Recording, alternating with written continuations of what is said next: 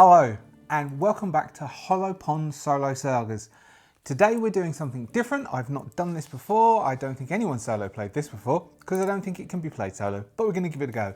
We will be attempting to play Good Society, a Jane Austen role-playing game. Now, this may not be your normal cup of tea. You might normally not want to watch something which is Pride and Prejudice or Sense and Sensibility or a Jane Austen Regency type thing, but give it a go. It might work.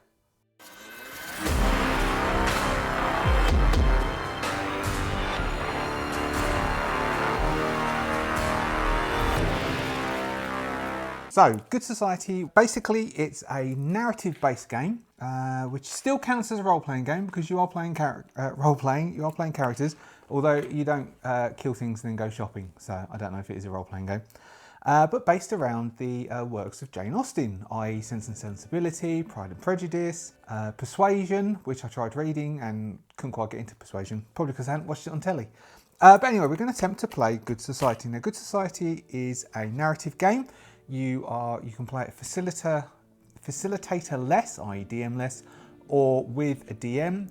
People play major characters, and then the facilitator plays other characters. It uses a deck of cards which comes with the game when you kickstarted it. I don't know if it comes with the major purchase of the game, where you have relationships, you have desires that your character can go for, you have connections that you can build up, and there are various roles that you can play, such as your background type of position and also your role within a society. So you might have the character who is the meddler, or the new arrival, or the dependent. It's as the works of Jane Austen were. It's set in Regency era England. The game of Good Society, which is produced by Story Brewers Role Playing. They've done a few other games. They're all sort of narrative based in that they'll play. So it's set in a fictitious town of Hampshire, which is approximately 3 days out of London. So we will be using the duet society. So the two-player, this is a guide for using with 2 players, and so we'll be following it through as though we have 2 players. So we'll have 2 major characters, and then we need to pick up a storyline. And before I took, so I do week to week with my youngest daughter, and before I took her back to her mother's, I was trying to go through, I had no idea what sort of storyline to go for, and between us we came up with a storyline that we could use. And so one of the first things it says is to decide on, I'm using a different camera. So you will see what I'm doing on the work surface here, which means things might change because I cut stuff. And so although everything might look smooth here, the tabletop may change because stuff gets cut. But anyway, so one of the first things you try and work out what your core concept of the game will be. So what we decided between us is, because you have the 2 major characters, what we're going to have is we'll have 2 characters, character A and character B. We'll work out who they are in a minute. You'll see a cut and then I'll lay out who the characters are and we'll decide who's who. These 2 characters, we don't know whether they're siblings or they're friends, but we'll be playing it in more a sort of romantic comedy type thing. I know, not our normal fare, but give it all a go. Have a try. A romantic comedy. I'll do my best to do a romantic comedy. And I'm one of the most least romantic people you could ever meet in your life. I'll try and do a romantic comedy, but we were thinking that possibly we can have our 2 characters, our 2 major characters, and our 2 major characters are going to compete to get married. And what they will do is they're going to set their heart on 2 other suitors. We don't know whether, the genders. One of the things that we do when we go through this, and we'll follow the process, is working out whether we'll play the genders as would normally be within Regency England, or we will just ignore the normal gender type rules, but we'll go through that. But anyway, so what we'll have our core concept to be is these two characters are going to, in a comedy type way, as you might do in a romantic comedy, are going to compete to see who can get married first. And they will fall for two people. Character A and character B will be the potential suitors. We'll work out who they all are in a bit. And what we were thinking is possibly we can see if we can get it to a point where we can do the standard comedy trope that instead of them falling in love with the ones they're supposed to, they fall in love with the ones that each other was aiming to go for, and they don't want to let each other know. And we'll see if we can make some comedy story out of that in a very Jane Austen type way. So that's the idea. So what we'll do is this first session, we will go through the setup of play, and we will go through how we will then define the setup to then move into what's called the cycle of play. Now I don't know, so I can't, there's a camera up there, just up there, and that's doing this stuff down here. I normally I can see, because I can lean over where the dice camera normally is, which is just over here, and I can see where what the dice camera is doing, but I can't see that this time. I can't see the back of the GoPro. And so hopefully you'll be able to see this. I'll only know once I'm editing. So then you have a cycle of play. Now, I've got some notes out of you over here. Now what it advises is for 4 cycles of play, i.e. you go through this 4 times, the final one you leave some stuff out, it says that there might be about 5 sessions for that. So that may equate to us to about, because we won't do very long sessions, these are talking about 3-4 hour sessions, about 5 to 8 sessions we might get. Oh, one other thing I'll mention is I'm going, Mandy and I are both going to go up to, there's a tabletop con up on the Gold Coast. I can't remember its exact name. I will put it in text down here, what it is. And we're going to hopefully meet, they don't know, they don't know about this, meet Story Brewers Role Playing, who have a table there, and I'm going to tell them and point them to this because it should be out by then. Anyway, first off, let's start step 1. So what we have is we have our 3 characters from, so what we're choosing is we're choosing the 3-player romantic comedy playset. So what you do is you select a desire card, which are these pink ones. You select a relationship card, which is these blue ones. You select a role, which is these ones here, so this is the socialite, the new arrival, and then we have the meddler. And then you select what their family type background thing is. So the socialite is military, the new arrival is foreign, and our new money character, and our meddler comes from new money. So that's what we first do. And then what we will decide is, we need to decide which 2 that we'll have as being our 2 characters who are our major characters who are competing for, I mean, they might end up falling in love with each other, however we decide the story goes. But so what we have is we can have 2 characters. So if we have the new arrival, it feels like the new arrival and the socialite, or the new arrival and the meddler, but it definitely feels like the new arrival comes into the circle, into a society, and then one of these 2 would be the one to, I mean, rival's quite good. So what do we have here? So this one's desires. Well, let's look at their desires. We've got selfishness must always be forgiven. Selfishness must always be forgiven, you know, because there is no hope of cure. So these are quotes from Jane Austen, which relate to desire. So that our new arrival character has a desire to receive proposals from or make successful proposals to at least 2 eligible individuals. Marry one and discreetly farewell the other. Okay, well that works in our whole A-B thing. That works with the A-B thing. Oh, that actually does work with the A-B thing. Okay, so I think new arrival, so that works. And then we've got best of friends. The giver and the taker of this card are the most intimate companions and long-standing friends.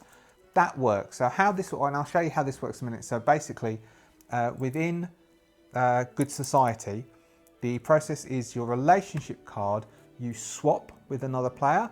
Now, they prefer, if you've got more than 2 players, you don't swap with each other. And we'll actually have a quick read of the duet rules in case I'm saying this bit wrong for this.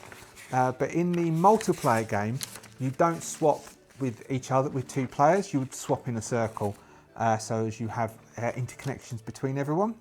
So what it says with the relationship cards is you can choose a good relationship card to connect. That works. Best of friends works. Now we have rival and former friend. Now former friend doesn't really, I don't think the meddler is going to work in this story. The give and take of this comes were former friends until the giver's cruel actions ended the relationship abruptly. I don't think the meddler with new money is going to work in the story that we're thinking of. I think the two that will work is the new arrival and the socialite. The socialite, the giver and the taker of this card are rivals. Now you can be best friends and rivals. That works. In a relationship type thing, that does work. Best friends and rivals works. And the desire of this one is a large income is the best recipe for happiness I have ever heard. Come into substantial wealth while ensuring your reputation stays absolutely impeccable. So I think our socialite is going to be attempting to marry the richest one. So I think story-wise, I think we might have that story-wise, we will have our new arrival, who we haven't found, we don't know names yet. We'll have a rich connection who they're attempting to marry, and our socialite, and the socialite will attempt to then take the rich connection, which our new arrival will attempt to do. So what we'll now do is we will then follow through. So we're going to take our meddler, and the meddler is going to come out of play. We're not going to use the meddler in this bit. This setup, actually, I've got a feeling based on looking at the clock, and I don't know how much I'm going to take out from all the mucking around and setting up stuff I did, but there might be some. The first thing we are suggested to do is work our way through the sheets that we have and fill them in and work it out. So what we're going to do is we will switch our socialite is a rival of the new arrival, but they are best friends. So we switch those over, and we need to remember that our socialite wants to marry into money, and our new arrival has got the selfishness. Oh, is the form a relationship with one, break it off and actually marry the other. So let's go through the steps as the game actually advises us to do. Part of the things that it says to go through, maybe I'll take notes, there might be an actual bit. So what tone are we going through? I think we are going to say it's romantic comedy. How important is historical accuracy? I think we are going to be very little historically accurate. We will be historically accurate as to the film and BBC adaptations of the Jane Austen stories that I have watched. We will be as accurate as they are. How will we treat the gender role balance? Now, I don't know if it's going to upset any of you viewers, but I am going to turn that off. So we have a choice of historical, standard Regency, patriarchy. Off, it is normally acceptable for people of all genders to have significant and respectable careers, make the first move, inherit entailed estates, have marital relationships with all genders. Or is reversed, is normal and acceptable that only women may have significant and respectable careers, make the first move, inherit entailed estates. I think we're just going to turn it off and we're not going to worry about it. We're just going to not worry about it. How much hidden, so we're playing open because it's only me. Is there anything else the game should avoid? We're going to be light-hearted. We're going to try and be light-hearted, sort of romantic comedy, Notting Hill, etc. Shows my age. Right, so creating our major characters, we have set up play sets, we've chosen desires, which is the ones we're going to get anyway. We've formed a relationship, we've got the relationship between these two. We know their role and background, we've got foreign. It isn't simply that your family is not from here, though indeed none of your family have lived nearby until recent times. Rather, it is where you are from that you find fills your life with both prejudice and delight. On one hand, you will always retain the burden of an outsider. On the other hand, it's surprising how often outlandish customs prove themselves useful, i.e. you can take advantage of the fact you're foreign. And the character role, the new arrival, wherever it is you have been these past years, it was certainly nothing like here. These people are strange. So maybe our new arrival has just come from foreign parts. Maybe they were educated in Paris. and they've just moved over back to Habishire, just outside London, or wherever they are. We'll work that out as we go along. And our socialite, military, although in reality looks may be deceiving, your family has no qualms in equating sound body with honourable character. As those before you, you were born to stare into the eyes of the worst humanity has to offer, and yet remain genteel. Your family may be strict, but their unwavering discipline has driven them only to vast accomplishments. So basically, this person is going into the military. Will be serving over, I think this was the Crimean, what was this, Crimea? Maybe Napoleonic, maybe about all those bits. The redcoats all going off to kill the French. Character role, which is the socialite. Complex theologies and scientific theories always have a tendency to bore you. For those of your peculiar skill set, lengthy looks and half smiles are all that is needed to turn a room full of cold observers into desperate admirers. Okay. Choose roles and backgrounds, flesh out, do introductions. Okay, so what do we have? We have our character. So we have a name that we need to give our character. So shall we have them being? So we've got two friends who have met. So these are friends, best of friends, but they've become rivals, and that's why they're competing.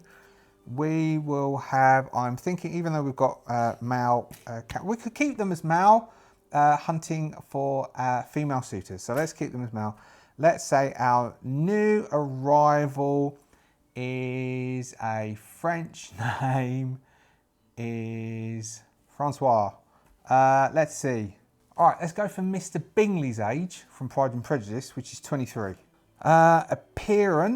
Appearance, we will say dresses in the French style.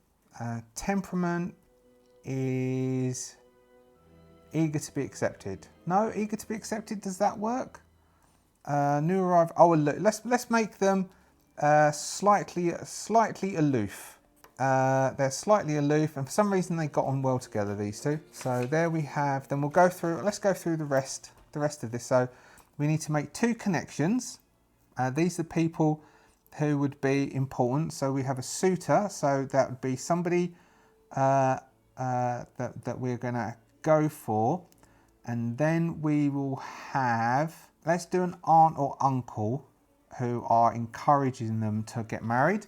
And these are the ones that then we'll have the same thing. We'll have somebody who's encouraging our socialite to basically settle down and get married as well. Okay, so we need to decide for our for Francois, a positive reputation and a negative reputation tag. So and then we'll put it onto this sheet here. So we will have Francois. So a positive reputation tag, charming, fascinating, cultured, worldly, refreshing. They're fascinating. Let's make their positive tag be, they are fascinating. So we can use the fascinating tag to maybe attract our connection that we want to connect with as part of the cycle.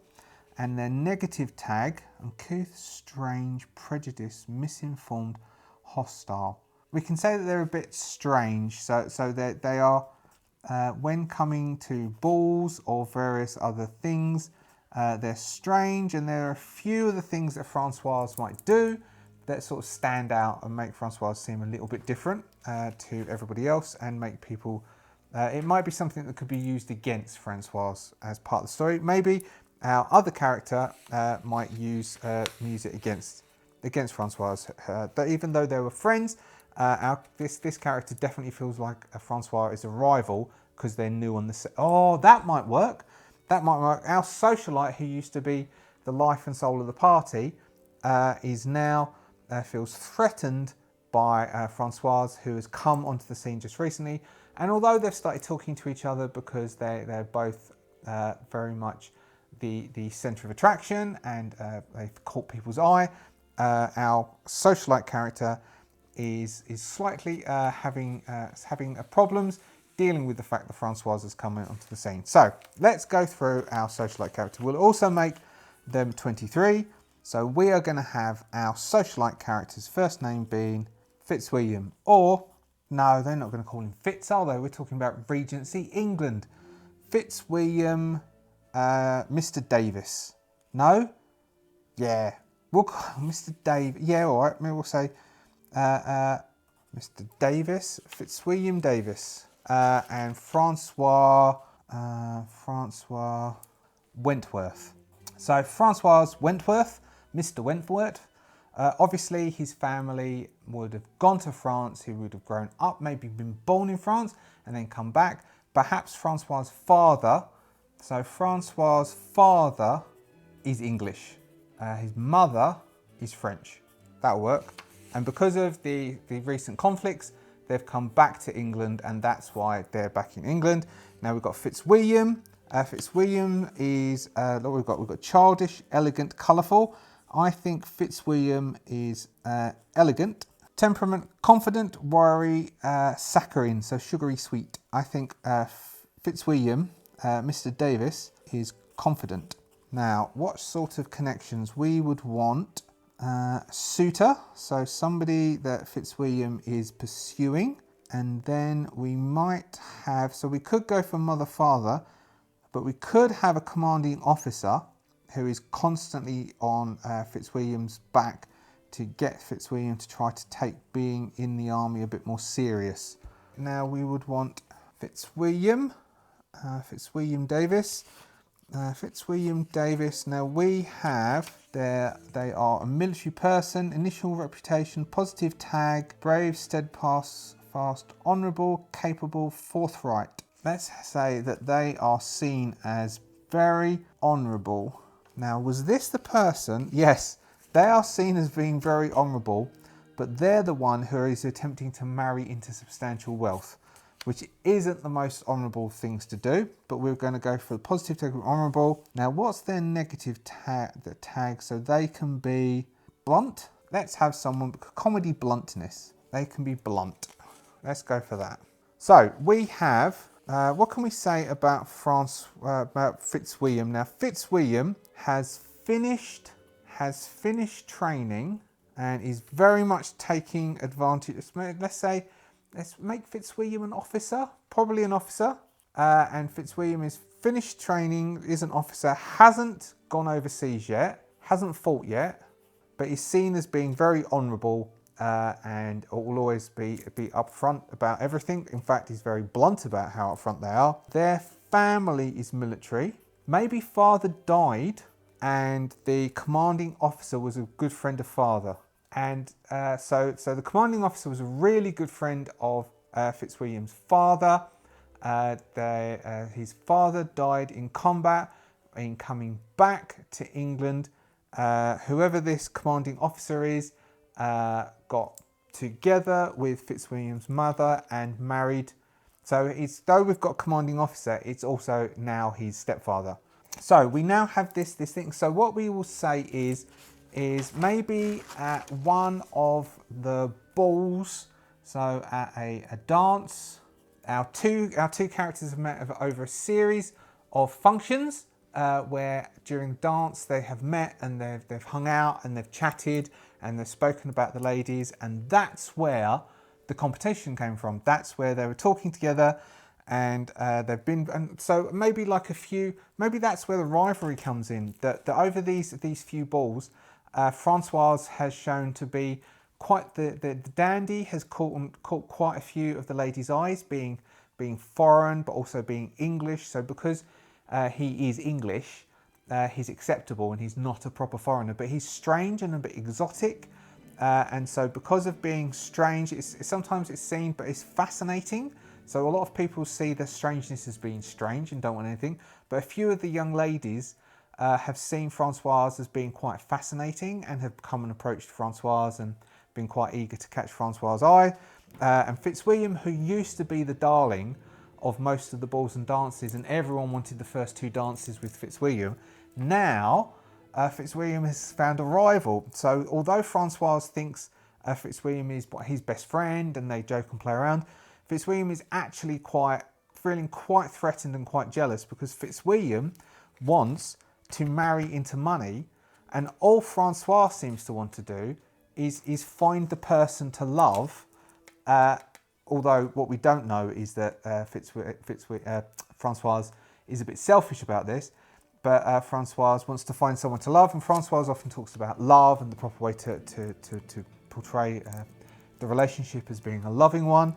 And Fitzwilliam is just all about the cash.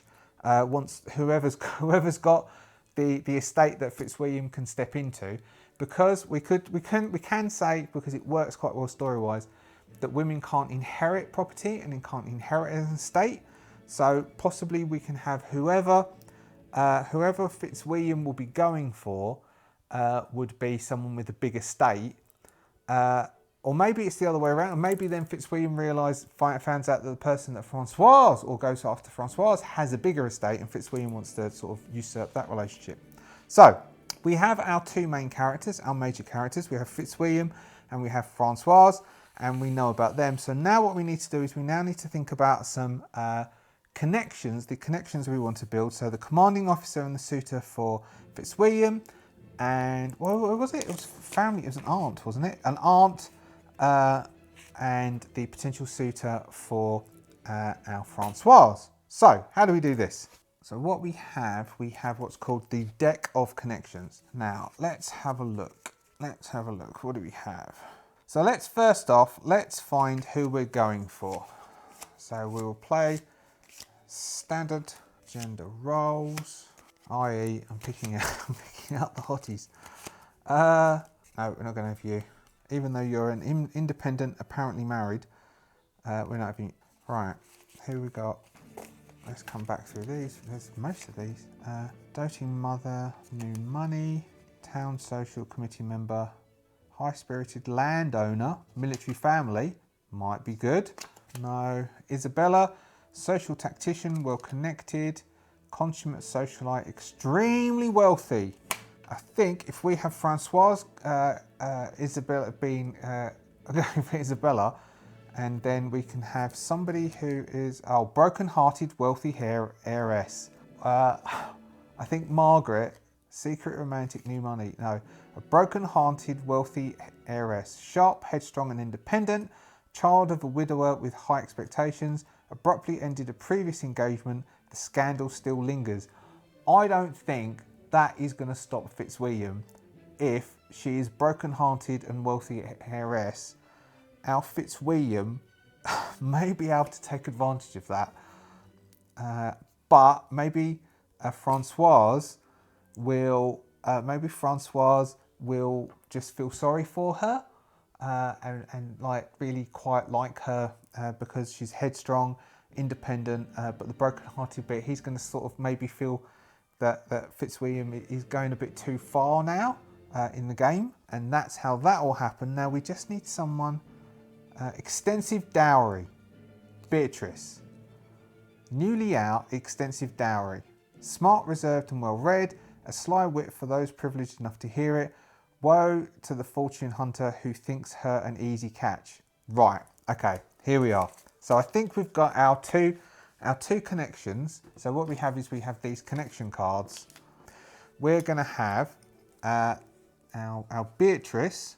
So there's two sides. So we've got orphan, scathing wit, or we have newly out. So 51B.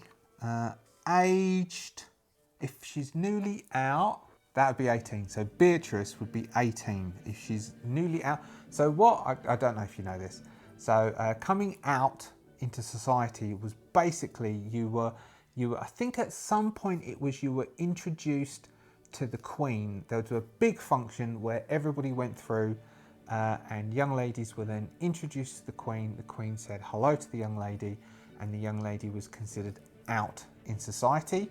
There were times where you could go out earlier, but normally you were out in society because you were the eldest in the family, and the intention was to try and get rid of you.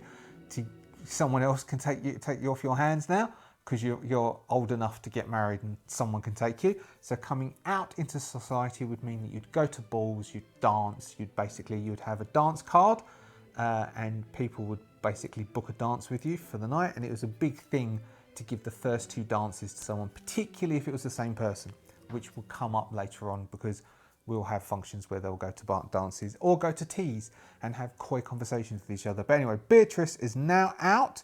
The relationship between Beatrice is that Beatrice has her eye on Francoise, and Francoise has been told by Fitzwilliam that's the person you have to try and marry. So it's Francoise. 51B, played by me. So opinion, we will have that Beatrice is interested in Francoise. So we have Beatrice here. Next we have Margaret. So name, age. So she abruptly ended a previous engagement. What's the other side? New money, sharp witted. Secretly, she would go out of her way to see true love blossom. Secret romantic. No, I think broken-hearted, wealthy heiress. So if she was abruptly ended a previous engagement, and there's a bit of a scandal there, but that doesn't put Fitzwilliam off. Let's make her 20. So she's a bit older, which is 49B, played by me. The relationship we have again is suitor with the major character of Fitzwilliam, and the opinion is, let's see, he is seen as being honourable. So her opinion of Fitzwilliam is he's deeper than people take him for. Maybe she's basically going to try and change him. So there we have those two. Next we need the commanding officer for Fitzwilliam. Let's do a commanding officer Fitzwilliam. So we could do a female commanding officer. What do we have? No, Melissa looks like a special one. Hilda, rich, influential, widowed. What do we have? Rich, important, confident. No, but maybe for Fitzwilliam. No, for Francoise, maybe we can have an aunt. Some of these other ones look quite interesting, but those first two that we grabbed. So let's see. Have we got someone who is in military garb that we can pick? Who have we got? All right, we've got two. We've got Edwin and we have Jonathan. We have Army Major, ambitious, devoted father, Army Colonel. Maybe Edwin, devoted father, Army Major, declining prospects. No, because it's Fitzwilliam's stepfather. Army Major, ambitious. Possibly that's why Jonathan came back and married Fitzwilliam's mother. But I quite like the idea. Imposing Army Colonel, strict, demanding and old-fashioned, from a long line of distinguished military officers, secretly proud of those he loves. Okay, that's quite good. Severe, dedicated and thoughtful, protector of and besotted with his children, has excessively high standards for everyone else. No, I like Edwin, who's an imposing character as an army colonel, is strict, demanding and as old-fashioned, from a long line of distinguished military officers, but is quite proud of Fitzwilliam for passing. Maybe Fitzwilliam thinks, and other people think, that Edwin basically bought him his commission, but he didn't. Fitzwilliam earned the commission, although you still buy commissions as far as I'm aware, you buy your way in. I'm not 100% sure of that.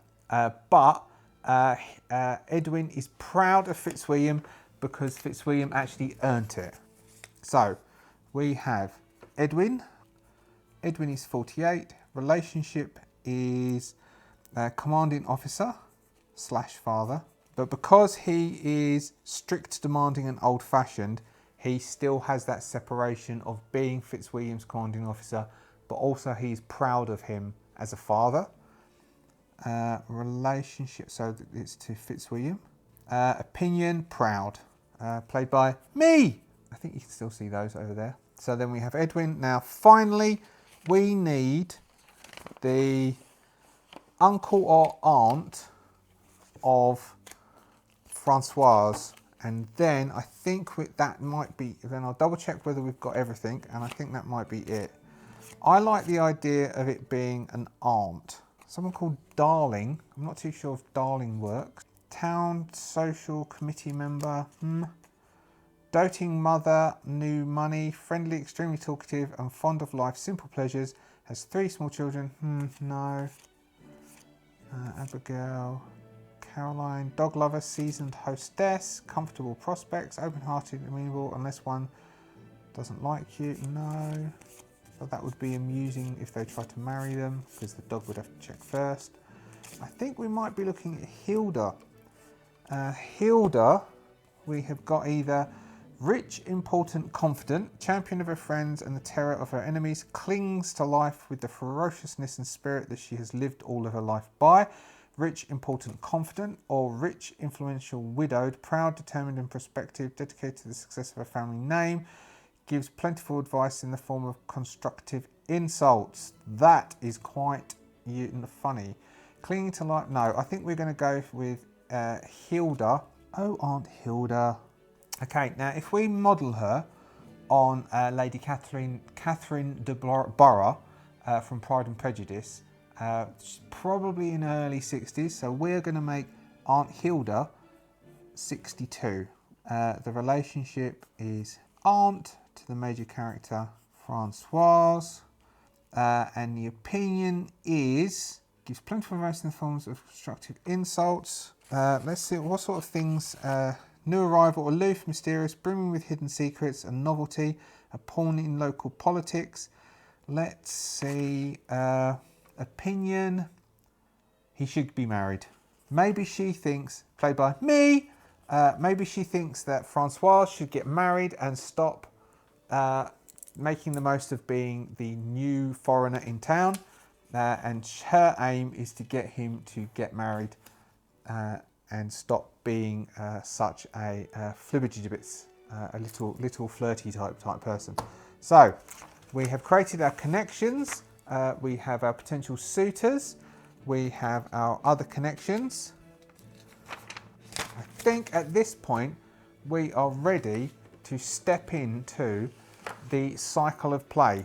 So why don't you join me next time, where we will continue playing Good Society. That dragged because I'm not too sure what I'm doing, but you won't have seen any of that because this will probably, at the moment, I'll tell you now, at the moment, the clock on the GoPro in front of me says 1 hour and 10 minutes. This will be a lot less than 1 hour and 10 minutes that you see.